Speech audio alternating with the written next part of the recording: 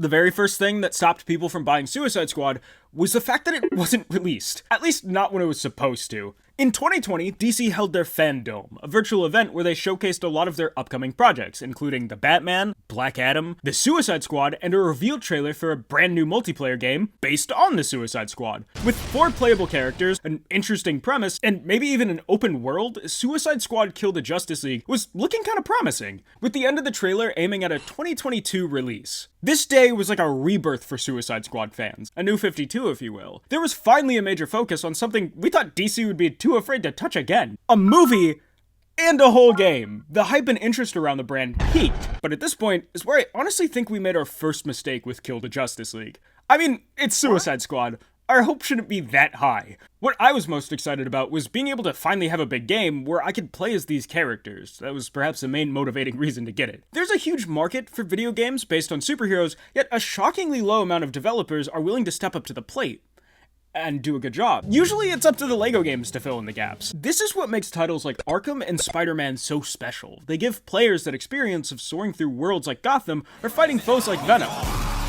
But also they're good. Not every character is as popular as the Wall Crawlers or Caped Crusaders though, leaving a void in the medium for other heroes. Every so often we get a game like Injustice 2 that fills the void the best that it can. What version of Barbie should we play as? Giving a roster that stretches across the DC universe, and then some, offering the favorites like Wonder Woman, Superman, and Green Lantern, and moving to more niche characters like Firestorm, Atrocitus, and Gorilla Grodd. Despite being absolutely dreadful at fighting games, I still adore Injustice because it's the only place where I can play as Harley and Deadshot. Ready for some slapstick? Also Barbenheimer. Games like Injustice become more important as the DC brand continues to expand. With the 2 Suicide Squad films, regardless of their quality, pushing the IP into the spotlight, it makes sense they would want to capitalize on it. I'll admit, as a 2000s baby, most of my comic intake had come from movies, and that's how I fell in love with these characters.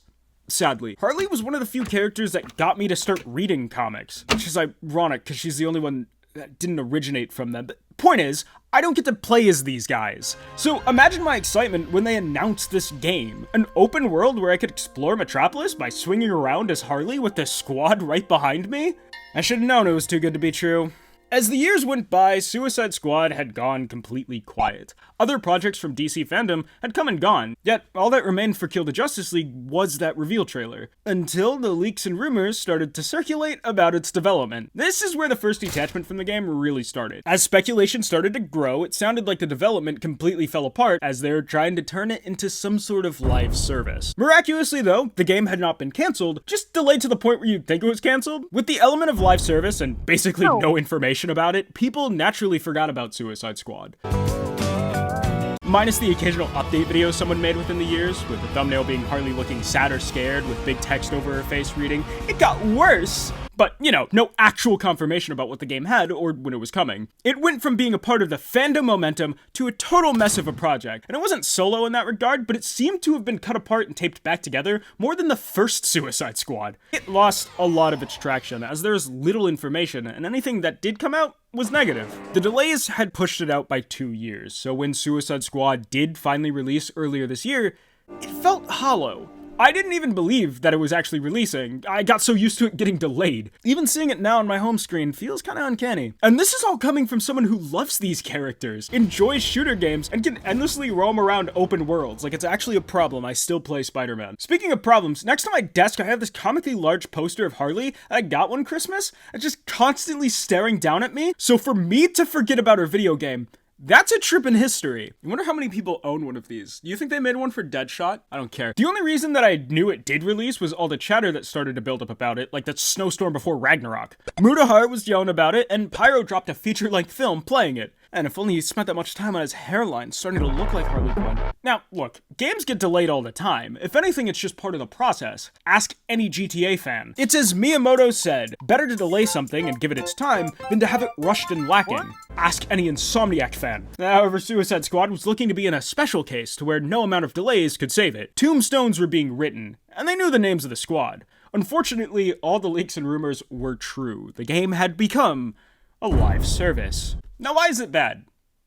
Because I believe it is. What makes live service games unappealing is that most of them end up feeling like unfinished games. A title getting continuous support after launch is usually a good thing, keeps it fresh, alive, helps it adapt to a growing audience. The problem arises once a game is made specifically to rely on continuous support. That's the subtle difference between extending a game's lifespan and stretching out a game's lifespan. It's the image that was building around Suicide Squad people didn't really like, as it seems that most live services are just a way for developers to launch an incomplete product at full price, only to then bleed more money and time from the player base by releasing more content that really should have been in the game since day one. Looking at how empty Suicide Squad shop is now, it appears that the game is going to be filled out over time, meaning that even after waiting an extra 2 years, you still aren't guaranteed a complete experience. Although not a live service game, Animal Crossing New Horizons is a perfect example of a half-baked release. There was a lot of content missing from the base game that ended up being drip-fed to players after the game came out. It was getting updates like for a whole year, adding elements that had no reason to be delayed as long as they were. Originally, you weren't able to go diving.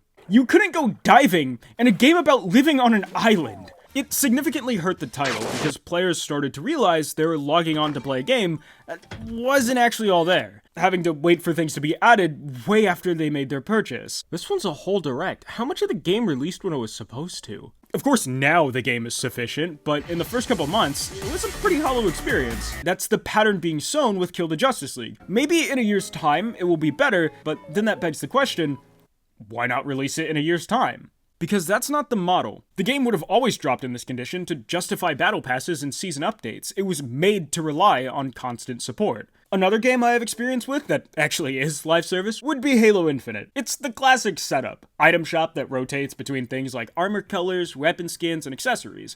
Usual cosmetic bundles, all on top of a battle pass. These can be purchased with the in-game currency, and if you're short on that, don't worry, of course there's a way to buy more. The problem with a setup like this is that it heavily devalues the base game content, as anything worth any sort of value is locked behind a paywall. You can't just get on the game and earn all the cosmetics by playing it. If you want a specific armor coating, good chance you need to pay for it. This change was a shock to Halo veterans because up until now, the title was rarely ever live service. Yeah, maybe a couple rec packs here and there, but never anything major. A reflection of gaming in general, honestly, as studios try to push more and more of their titles to have some sort of live service. The player base becomes alienated as the goalpost keeps moving on content they previously never had to go out of their way for. I remember, back in Halo 4, if I wanted new armor pieces, then I would just play the multiplayer. Level up my Spartan, and those pieces would become available as I moved through the ranks. My absolute favorite cosmetic in that game, or maybe even all of Halo, was this DMR weapon skin. It was for a weapon I was pretty dedicated to. I used the DMR any chance I got, and it felt really rewarding to unlock an alternate look for it. That feeling is lessened in live service games, having actually worked to unlock something you knew other players didn't have because you put the time into it. In Halo Infinite, if I want a new weapon skin, I just pick up an extra shift at work. No shot! I missed! That's the exact situation Suicide Squad is in, and why it has such a negative reception. I mean, it's not the greatest sign when you can see the microtransactions before you even purchase the game. Okay, to give credit, the costumes aren't that bad. There are a handful of ideas I do really like. It's just that they'll cost you anywhere from $10 to $20. You could get a whole other game for that. You could get the original Arkham. Okay, imagine if in Spider-Man 2, you had to pay for the movie skins, but each one was $10. Oh, you want Tom Holland's suit from specifically the third act of Far From Home? $20. $20. Hey, it's not cheap. It's not cheap rendering these pixels. In the same case as Halo though, as much as I do like the idea of cel-shaded classic Harley, there's something special about this blue variant of the Arkham uniform that I have. Because so far, it's the only cosmetic I actually earned. It kind of makes it look like Lucy from Fallout. I'm not getting into that. What was looking to be a solid multiplayer experience was now being withered down by a forced live service. And I used all the words in that sentence intentionally. I think what stings the most about Kill the Justice League being built this way is that it had so much potential. A 4-person multiplayer hits the checkmarks that everyone is looking for nowadays. Suicide Squad, hear me out, could have been up there with Helldivers. Once it released and we saw the item shop and all the loot boxes, it just confirmed that the game wasn't focusing on its strengths. This is why, at least in my personal opinion, live service games don't feel genuine. They don't feel like they care. What should be a medium for fun is being turned into a hollow marketplace. Games come out half-baked, and menus are akin to pop-up ads. They are intentionally released like this so the developers could goat you into purchasing extra content to complete the experience. At least the Animal Crossing updates were free. It's a horrible business practice, but the failure of Suicide Squad shows that even if a game has a notable brand or a couple redeeming qualities, players just don't have the energy to put up with it. In this current economy, a large way people are introduced to games is through streaming. It's a way to see a hands-on experience of a game before you buy it yourself. As much as I encourage playing the game and forming your own opinions, they are expensive. It's a huge risk to buy a whole title not knowing whether or not you'll enjoy it, and with refund policies such as Steam, you may not even get an answer in time to refund it. Watching a creator run through some of the game can help you make a more informed decision. Usually, I don't like doing this for games I intend to buy, or even make videos on, because of spoilers, obviously. Being so on the fence about Suicide Squad, I just had to see what the response was. That's where the Pyrocynical video comes in. In this nearly 3-hour-long film, Pyro showed off a good chunk of the game. Watching his playthrough, though, exposed an issue with the gameplay loop that kind of put a sour taste on Suicide Squad. Pyro had played the entire game as King Shark, only switching characters when he was forced to. It obviously isn't fair to fault a game for one person's playstyle, but it does bring into question a game's value and level of engagement if it can be so easily beaten utilizing only one of the characters. That's it?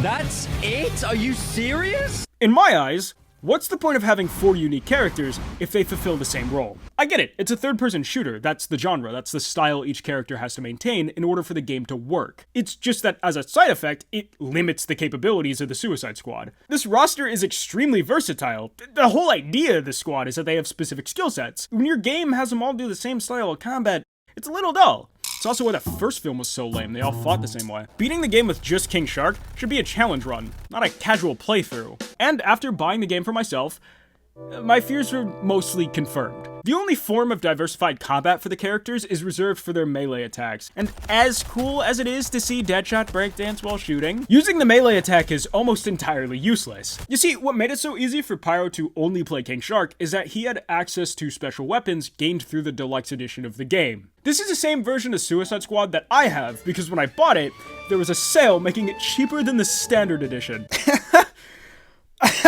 Yeah, I saved money getting these guns, and they're insanely strong. When I was watching Pyro, I was giving the game the benefit of the doubt because he wasn't using the melee system. And yeah, now I see why. The stats of the deluxe weapons compared to everything else I have so far, they're monumentally superior. Don't really need to explain why I don't use anything else. Also, it's really funny to see Harley flip around with a gen engine on her back. Or Lucy, sorry, she's Lucy now. I know that these are supposed to be a reward for getting the more expensive version, but this is what I was saying with Halo. The system utterly breaks progression and devalues the rest of the game. There's no point in learning King Shark's melee, there's no point in learning Floyd's movement, no point in learning whatever Boomerang does, because I could just...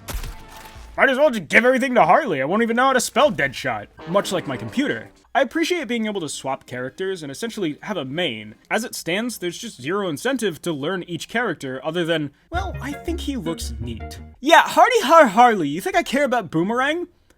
Don't answer that question. It's humorous that Kill the Justice League ruined itself by diving too far into live service, just for someone to be able to buy the deluxe edition and completely disregard all of that. For less money, too! Talk about suicide.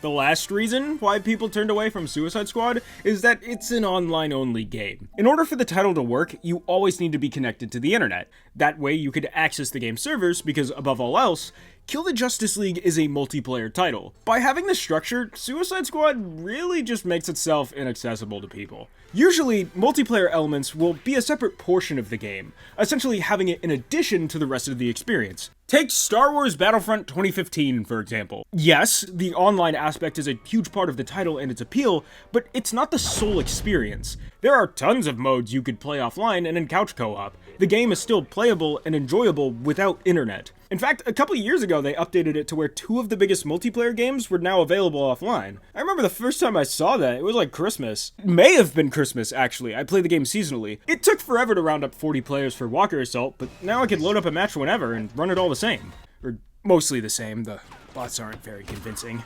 Battlefront 2015 is almost a decade old, but there's no worry about connecting to servers or having to buy Xbox Live if you just wanted to hop on for an hour or two. There's more to service the player than just multiplayer, which is great because I don't have friends. In short, online play was the exception, not the rule. However, now with Kill the Justice League, it bets in the opposite direction. No internet, no game. And what really pushes my buttons about that is there really isn't any reason for this to be the case. Suicide Squad is a story-based game, on top of an open world. Nothing about its core experience is reliant on actual multiplayer elements, just like with Battlefront. The game works perfectly fine with one player, as the rest of the team will get filled with bots, who are always on PC for some reason. So there is no reason why Suicide Squad can't service an offline mode when it already has the tools to do so. It's completely unnecessary for so much of the game to be locked behind online. Like I said, it ends up making the title inaccessible, and I said that because of games like Halo 5 Guardians. Yeah, I'm gonna use Halo as an example again. Halo is in a similar case to Battlefront, where the only part of it that required internet, and thus Xbox Live,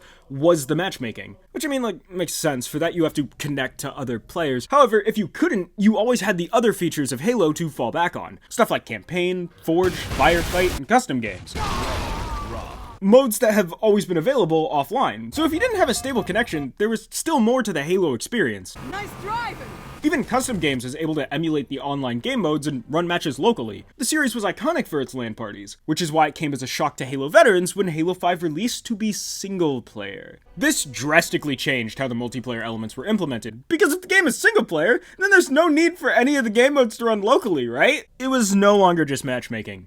Everything needed Xbox Live. Firefight was reduced to a Warzone spin-off. There was no offline co-op campaign. It was bad enough that Forge didn't launch with the game, but now it too needed Xbox Live, and custom games is no different from matchmaking, which defeats the point of custom games. Oh, and don't even get me started on how if you couldn't do any of that, then theater mode was useless. That was really the final straw, you know? Halo 5 had locked all of its content behind online play, except the solo campaign, which was easily the worst part, but still saving grace compared to Suicide Squad, where nothing is available offline. Without Xbox Live, all Halo 5 Guardians became was a collection of menu screens and a cutscene simulator. And that's not even getting into how expensive Xbox Live could be. Halo was $60, and a subscription for the year was also $60. You would essentially be paying double the price for a title that was inferior to its predecessors. That's its own much larger problem with gaming, as consoles push their online services that, in most cases, cost just as much as a game. You could get the original Arkham! Oh,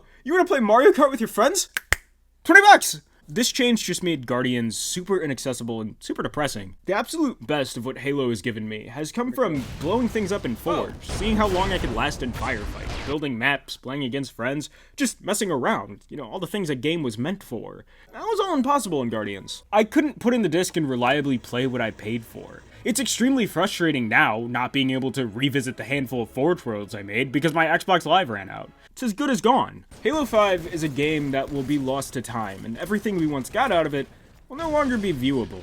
That's the road Suicide Squad is heading down. In the beginning of the video, I made a big deal about how I was finally able to play as these characters, and how excited I was to explore an open world with Harley and Deadshot. It sucks to know that experience could be taken away from me at any second because the game can't run locally, you know? It's not like GTA, where you could always reliably take a lap around Los Santos, and it's not like Spider-Man, where you could always reliably swing around Coney Island. And it's not like LEGO Marvel Superheroes, where you could always reliably launch a car into innocent civilians and then, you know, my internet actually goes out fairly often. I'm lucky to have even made it this far, both in the game and with the video. I mean, like, reading this, I already know the hassle will be to edit all the Halo 5 stuff, because I don't have access to what I need footage of. Suicide Squad only had potential when it was revealed 4 years ago. However, the structure of it and the way they chose to go about its release created a product that was kinda dead on arrival. They didn't focus on the core of the experience and butchered it with random scenes and online services that it didn't need. It sucks to see that the title ended up killing itself before it could really get off the ground. Patterns repeat. Like I said, our hope shouldn't have been that high. But it's fitting. In some weird poetic way, it really was just some sort of